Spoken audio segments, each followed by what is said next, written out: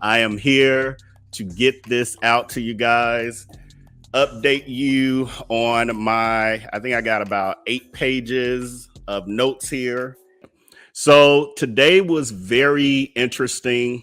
I am very glad that I did not listen to the people in the court. They were very nice. All the staff there, all of the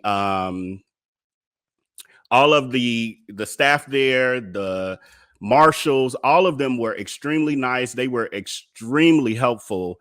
And what they were telling us in the very beginning was that the Judge Ross, was not allowing the public or the media into the courtroom during the jury selection. And first, they were having an attorney's conference, but then once the jury selection started, he didn't want any of the public in there, and he didn't want the media in there because he did not want any of the information getting out, any of the personal information getting out. And as well as the courtroom was not really large enough for the jurors and the public, because there were well over 50 jurors that they were selecting from. So what they had was a media area for those of us who they consider to be in the media. And during the morning session, we were able to be in the media area and kind of taking notes and the pieces that we did know. And I sent those of you who are in my text community, you know that I was sending you guys any information that I had up to that moment. And so that's just a little plug for the VIP text community. If you become a part of that, those are the types of things that you'll get that I'm not able to get out to the public on social media or in a YouTube video. So sometimes they're just quick updates about the channel, or in this case, things that are happening with the case that I may put in our text community that I may not, be able to get out until late in the evening, like now. And so there were about 50 something jurors. And then after they actually did the first round, they started allowing some of us as media. And so we had to kind of rotate because of the lack of space. And they allowed some of us into the two at a time. They allowed in the courtroom. So in the actual courtroom where they were doing jury selection. And so I was in the second rotation of that. And so after the morning break, I was able to sit in. I was able to see the jury. The interesting part was I also was able to see face-to-face James Timothy Norman.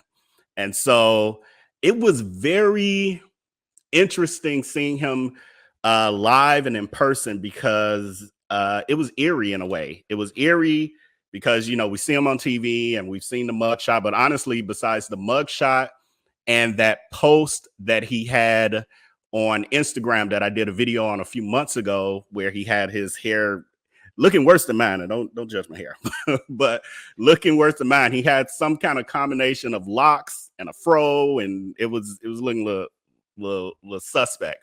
But anyway, today when he came in the courtroom after the morning break, he came in and his feet were shackled. And at first I thought his hands were also shackled because they were in front of him. And I'm not sure if they were and they took the handcuffs off after he sat down, or if that was just in my mind that his hands were also shackled. But he was walking in, real slow, kind of waddling like a penguin, like they do when they're shackled. And he was dressed in a dark blue suit. It was not pinstripe, but more of a plaid dark skin suit, dark blue suit. He had on a black turtleneck. And one of the most noticeable things, and one of the VIP text community members was actually there as well. And she and I were talking about how skinny Tim has gotten. So Tim was actually looking kind of frail. Tim and I are nearly the same height. I think he's either 6'2" or 6'4" or something. And I would say Tim might be down. He's near the low 200s right now. He like that, having multiple hips and childbearing hips. You couldn't see it in that suit. Like he really, really had lost a lot of weight. And what I also noticed, and I'm looking now at a comment from James, the wide hip warriors. Yeah, his hips are slimmed down. So, but you could tell that on his face was very slim and almost sunken in. It was like he really had aged. Like you could see the stress on his face for sure. So in my notes, I'm not going to ramble too much because I'll never get through all these notes. So the jury selection started at approximately 9:45 a.m. and Tim was in attendance, as I just described. Tim and I actually made eye contact a couple times, and it was a little, it was a little intimidating because I didn't know if he was looking because I was the only other Black person, and it wasn't at that time. It might have been maybe 5 of us, and most of them were attorneys in there. So I wasn't sure if he was just looking like, who is that dude, or if he was looking because it was like, that's that YouTube dude that talks about me. But he didn't, he didn't say anything. I didn't say anything to him, and we were literally across a very large courtroom from each other. So I described what he looked like, how he walked in, waddling in. I have here in my notes that Tim, he's 43 years old, and that means he's 3 years younger than me, and he literally looked like he was approaching 50 years old, like he was about 48 or 50 years old. He really has aged. That stress has gotten to him. So then I have my notes where we talk about the jury selection. And so when I went in after the morning break, before they allowed the potential jurors in, because this is still when they were up to 50 something jurors, before they allowed them in, the attorneys brought to the Judge Ross's attention that it appeared that 2 of the jurors had been falling asleep. One was fully asleep, they were saying, and the other seemed to be dozing off. And so they called out those jurors' names, and the judge said that he would basically pay attention to that when they came back in, like if they continued to fall asleep, like that would disqualify them. Then the one juror was given grace for hardship. So they were saying that one juror had reported that their parent was admitted to the hospital and had taken a turn for the worse. And so they were going to give that juror, give him grace. And so a hardship grace, which meant that they would not be selected. And out of the 59 jurors, and this was something that I'm sure some of you are interested in, and we were very interested in, was what was the demographic or ethnic makeup of the jurors. So out of the 59 jurors, there were 6 that were African American. And that was pretty interesting because I'm like, I don't know. It's supposed to be a jury of your peers, and I'm not sure if Tim thought that these were his peers or not. But this is what he was looking at, and so Tim's side had on Tim's side of the table. So the courtroom makeup was Tim's team consisted of his attorney and his attorney's assistant, and actually there were 2 other attorneys as well. So it was a team of 4 of them, but because of the smaller size of the courtroom, the other 2 attorneys were upstairs in the media area with myself for the morning because they couldn't fit in the courtroom. And with then there was Tim, and then the marshal, it was a female marshal who was sitting next to him, and she was way smaller than him, but I guess he's shackled, and I guess she could shoot him as well. So she didn't seem intimidated with him, and they actually seemed to be conversing. And so also what I have here, so I'm gonna skip that. Let's see. So when the attorneys were trying to make their final selections with the jurors, they were able to ask them questions. So the government was able to ask them some questions. And one of the questions that they asked was, and this was like all 59 jurors back in the courtroom, they asked them, would anyone have difficulties visually or audibly as it pertains to hearing or seeing evidence that would be presented? and they were basically asking the entire room of jurors, and if they had an issue, they were supposed to raise their hand. None of them raised their hand for that.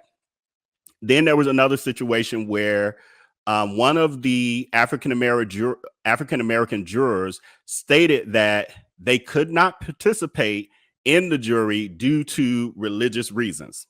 They didn't get specific, and the judge nor the attorneys asked for any specifics. So I was like, okay, we only had 6. We're down 1. So that was, we were down to 5 African American jurors out of the 59. Tim's attorney then started to ask follow-up questions to the entire group of jurors who filled the courtroom, the 59 of them.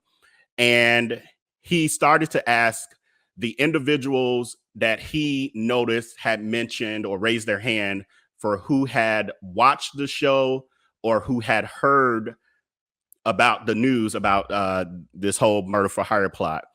And he was pointing them out individually and asking them to stand up, and then he would ask them what specifically, like, how much of the show did you watch, and how much of the news story did you hear? Did you read it? Did you watch it on blogs? You know, those sort of things.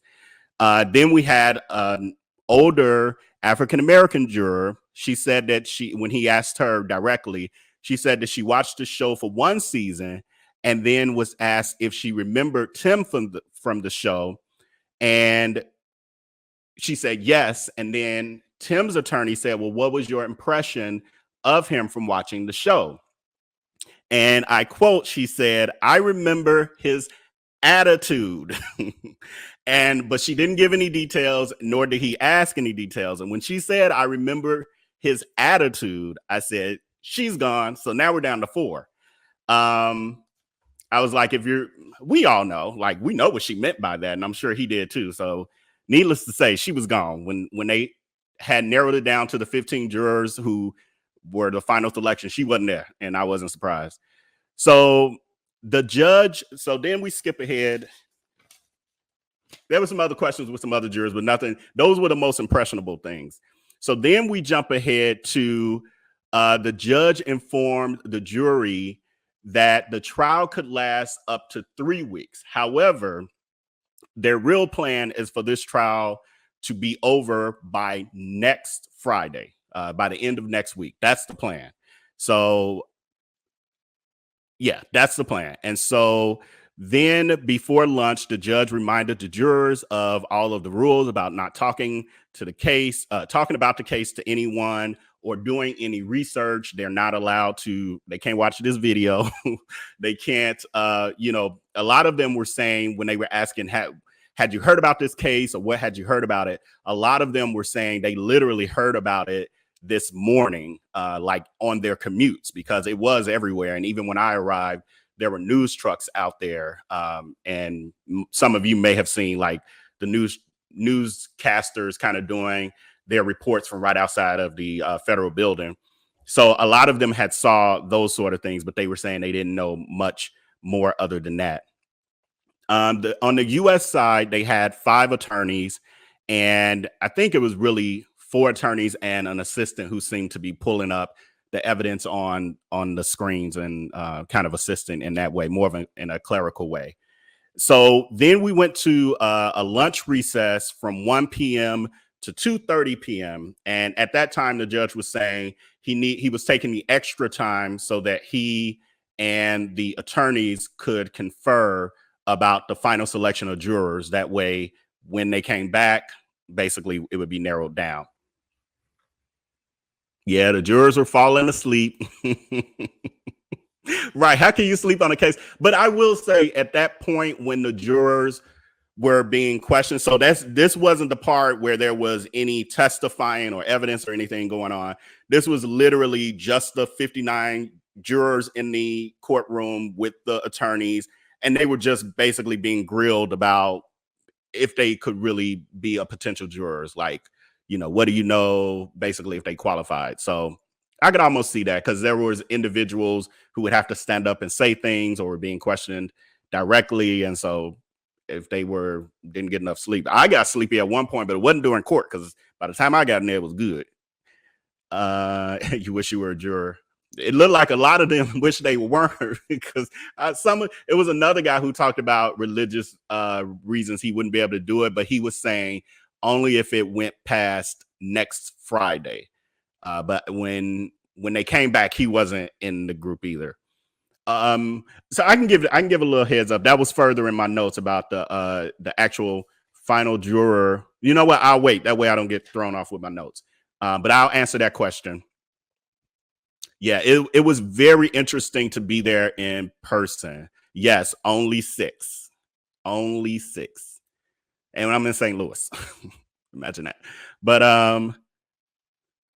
yeah, and that's true. You are so right, LUMIX.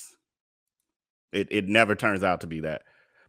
And I truly believe, and I was talking to someone about this, that Tim is doing this piece as his last stitch effort to try to get out of this, because I truly believe he's hoping for a mistrial or a hung juror, or, you know, someone to slip up. Like, the judge was given a lot of rules about what the jury cannot do. And this is such a high profile case that if one of the jurors slips up and reveals something, or talks to some, you know, blog or something like that, or even post something on Twitter, it's a wrap. Like, it can mess up the case. And I think that's kind of the stuff that he is hoping for, because the evidence is like ridiculous, like, against him. Yes, that part can be boring. I will say, thankfully, by the time they switched it for me to come in was when they were kind of winding down. And so the piece I was in there for was actually interesting. I will answer this question too in my notes, James Hudson, but yes. It's never a jury of his peers. I heard the area where he lived have more white registered voters than black. It was very obvious from what I saw, very obvious. So I'm gonna say that's, although I don't know too much about STL, I'm gonna say that's a fact based on what I saw today, based on everybody saying it's never our peers, right? Let me read from here, Beth. As far as who was there today, besides, you know, the people involved in this, there was myself, Jay So Extra. She was the YouTuber. She started with myself, Philly Phil, and you know, there's like a handful of us who started literally in August of 2020 when this story broke, and she was definitely one of them. And she is now back on the scene. She is going to be covering this story. She was there today. So definitely, if you haven't been subscribed to Jay So Extra, or if you just haven't been over there in a minute, she has a video she posted last night. So definitely go over there, check her out. And her channel, she changed her channel name to Celebrity News Today, if I'm not mistaken. So, but I think if you probably search Jay So Extra, it'll still pop up. Was it packed? So the morning session prior to lunch, it was not at all. Well, in the courtroom, there was only the jurors, because that was pretty much all they could fit. It was 59 of them. So that did really take up the entire courtroom, along with the attorneys. So, but the afternoon session, where they had dwindled down and sent all the jurors who had not been selected were sent home. So we only had the 15 jurors, and then the courtroom was the public and the media and the people who were there for Andre and or Tim. So, so to answer your question, morning session was not packed with anyone except for the jurors. Afternoon session was pretty full, and that was the public and mostly family and stuff. I know it was a bad word, LUMIX. I couldn't think of, this is why I like to pre-record my stuff, because my brain works a little better. And I'm tired, y'all. I'm real tired. Like, my eyes are burning, but I know I got to get this out to y'all, because this case is already moving fast. Like, a lot happened today. And I said, if I didn't do this tonight, I'm going to be behind. I'll never get all this out to you guys in a timely manner.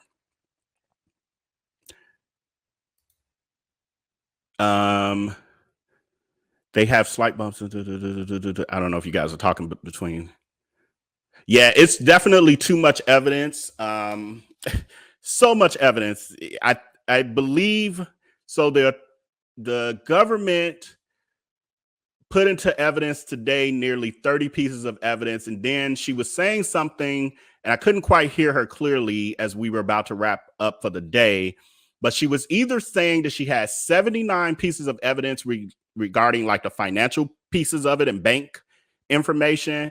And I couldn't tell if she was saying that she was going to enter it in on tomorrow, or if she wanted to, if she had decided to omit the 79 pieces. I'll let you guys know when I give that next update what exactly she said with that. Okay, so I'm going to jump back into my notes because I'm not going to be on here too long either, because I got to eat, and court starts again at 8:45 a.m. and you know how that is. I got to get up and all that. So at 2:30 we resumed after the recess. They were very strict in the courtroom. So whereas the first half, the morning, when I was in the media area, in the overflow, basically, I was able to use my cell phone. I was able to text and be on Twitter and all that stuff. And so I was sending messages and sending updates that way. Follow me. There's another plug. Follow me on Instagram, Twitter, Facebook at IamVellB.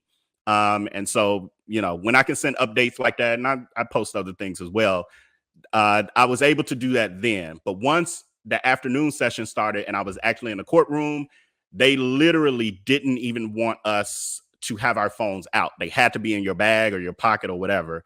And they were serious about that. Now we get to the good part. So, well, it's all, you know what I mean. But this part juicy for some of y'all. So as far as who was in the actual courtroom, as far as people you guys would know, it was Miss Robbie's sister, Linda, and Monique, and about 10 other relatives and friends were in attendance. Now, there was already a little bit of some ruffling of some feathers because Monique got upset because outside of the courthouse, someone had taken a picture of her. One of the people from the public had taken a picture of her. And so that same person was in the courtroom when everyone came up, et cetera. And so she went and reported to the marshal that somebody was taking photos, et cetera. The marshal then comes over in the area I was in and is asking everyone, let me see your phone, because they were like, not only do not have your phone in your hand, et cetera, it must be put up, but it had to be turned off. And so he was doing like a spot check, like, let me see your phone right now and see if it's on. And so then it was explained, everyone showed their phone, it was all fine, but it was explained to him that the incident that Monique was complaining about didn't happen in the courthouse. It happened outside, because one of the major rules is you cannot take any photos within that federal building at all. Whether you're in a courtroom or in the hallways, et cetera, you can only take photos outside of the building. So the person was fine with what they did. Monique is a public figure. I mean, I get both sides in a way because of the fact that it's a sensitive situation and, all of that is real for them. I get that, but they are also public figures, and the person wasn't coming up to them trying to take a selfie or anything like that. It was from afar, but she didn't want to be pictured from afar. So that occurred. And then it was just some dirty looks. And then at the end, it was some shadiness at the end with Monique as she was leaving the courthouse, where she's like, now I got you on camera. It's just silly, but I get it, but it was a little extra too. So then the final jury selection was made during the lunch break, and the remaining 15 jurors were brought back. Now, on the other side of the family, Andre's brother was there, the one that you have seen. I meant to like put photos and stuff. That's why I like to edit, because I can't do all that here. It's too much. But Andre's brother, who we all saw on the Welcome to Sweetie Pie series in the episode where there was the vigil for Andre, and Miss Robbie, was saying we know it had to be someone he knew, blah, blah, blah. And he was hugging his mom, Michelle Griggs. So that brother was there. Michelle Griggs, Andre's mom, was also there.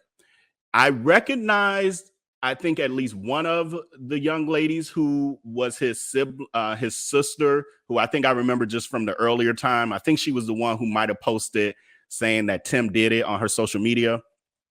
And then there were from what I could tell, there was about 3 or 4 other people with him, but I'm not sure if they were all his siblings or what, because I'm not as familiar with them beyond that older brother and the mom and the sister who posted.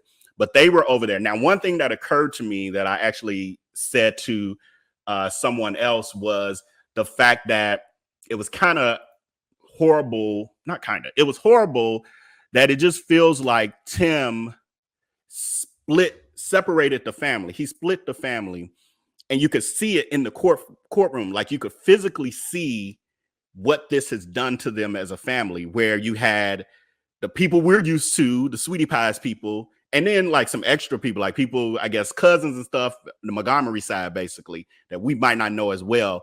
They were in the middle section, and then against the wall was basically the Griggs family and their supporters. And the crazy part is that the Griggs were actually closer to, and I said I'm gonna I drew a little diagram of the court, but it's going to be horrible probably to try to show on here. But I drew a little diagram. Yeah, I'll do it in an edited video. I'll do it like a better diagram. But they were actually, Tim was in front of them, and whereas in a traditional courtroom, we're used to like the table, the prosecution being here, defendant being here, and then the judge is in front. Their tables were like turned sideways, so you could see the side of Tim's face just looking forward. Tim is looking that way, not towards the not straight ahead towards the judge.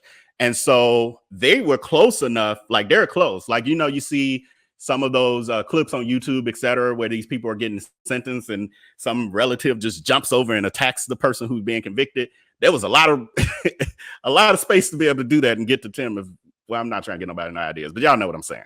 So yeah, that was one of the things I just noticed, that I was looking for my little map thing. It's I don't know, y'all probably can't see that as well, but this here is where the Griggs family was. Tim was right here. I'm trying to do this and my fingers all the judge is up here, and this is the government right here. So that was the setup of the courtroom. Let's see. So not much more, y'all, not much more. And then I'm gonna jump back into the comments. So, okay. So the final jury, I don't think I broke this down. So the final jury selection was the 15. So, you know, there's the 12, and then you have the, I think they call it standby. I forgot. Alternate jurors. So that makes a total of 15, just in case, you know, people get sick or something happens where they're disqualified, etc., while the trial is happening. So out of the 15, 9 of them are men and 6 of them are women, and 0 of them are black. 0 of them are black. And I'm not being racist, but it is what it is. 0 rather of them are black. So he ended up with an entirely white jury. And what I noticed was out of the jurors, all of them seem to be about 35 years or older, with the exception of one who I think she may be in her early to mid 20s. And the reason I say that is because she was actually one of the jurors that it was Tim's attorney had asked her a question regarding what she had heard about the case. He was trying to just solidify and make sure, like, details of, well, what do you actually know about the case already? And her answer to me was that of a very young person, where she spoke about like Twitter and social media, and just the way she described it was very much lingo of a 20-something, a young 20-something-year-old. So that made me, and she looked about that age. So, but everyone else is 35 plus. So it's going to be very interesting. I mean, we already know what's happening here, but it's going to be interesting to see how they approach this, you know, with that. So then, now this is the part that I had put in one of my messages. I think I put it in my tweet too, on Twitter and Instagram. But what we thought was going to happen, what we were originally told this morning was going to happen, was that they were going to do jury selection, and that opening statements would be done tomorrow morning, because of the fact they had 59 jurors, and that was a pretty large number to get through, and they just kind of assumed that there's no way we'll get through that, and then get into opening statements. Well, what had happened was that they actually did get through all of that. And when the judge, he's like, let's get this over with. We already know you're guilty. I'm saying that. The judge didn't say that. But the way he's operating is kind of like, let's get this over with. So he literally just went straight into, after he gave the jurors, their instructions and rules, et cetera, he just went straight into, all right, you guys ready for your opening statements? And so they started with the opening statements from the government.